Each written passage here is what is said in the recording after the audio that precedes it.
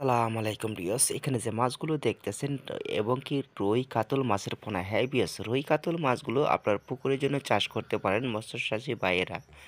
আপনাদের পুকুরের জন্য অনায়াসভাবে চাষ করুন, মাত্র ৪ থেকে ৫ মাস অতএব ৬ মাসের ভিতরে বাজারজাত সম্পূর্ণটা করতে পারবেন। কি, কি মাছের খাদ্য হতে পারে? বর্তমানে বাজারের মাধ্যমে রয়েছে যা প্রোটিন, ভিটামিন খাদ্য রয়েছে, যা এই ভিটামিন ব্যবহার করলে মাত্র ৩ থেকে ৪ মাসের ভিতরে অনায়াসেভাবে বাজারজাত করতে পারেন। লিকুইন একটি খাদ্য রয়েছে, সেই খাদ্যটা ব্যবহার করেন, প্রোটিন অনেকটা রয়েছে। মাছগুলো দ্রুত বাড়ে, অতএব মাছগুলো পদ্ধতিভাবে জানার জন্য অবশ্যই কমেন্টের মাধ্যমে জেনে নেবেন। পদ্ধতিভাবে কিভাবে করতে পারেন? পুকুরের পানি থাকতে হবে সর্বোচ্চ ৫ থেকে ৬ ফিট, অতএব ৭ ফিট। ৭ ফিটের মাধ্যমে বাংলা কাপ জাতীয় মাছ যেকোনোভাবে চাষ করা যায় অনায়াসেভাবে। মাছের খাদ্য হবে প্রতিদিন করে ২ বার করে ব্যবহার করবেন। পুকুরের অনিবার্যভাবে নিশ্চিন্তভাবে থাকতে পারেন।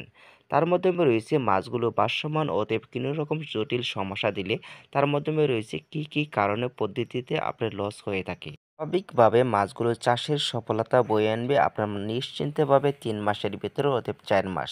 তার মাধ্যমে রয়েছে অনেক কিছু কন্ট্রোল করতে হবে, তার মাধ্যমে জেনে নিন। কি, কি ধরনের আপনার কাজ করিতে আপনার পুকুর সম্পূর্ণটা সুস্থ থাকবে। পুকুরের ক্ষেত্রে মাটির তলায় এবং কি নরম ভাব থাকতে হবে, অতএব বেশি রকম কাদা মাটি থাকিলে তাহলে পুকুরের গ্যাস হওয়ার সম্ভাবনা বেশি থাকে।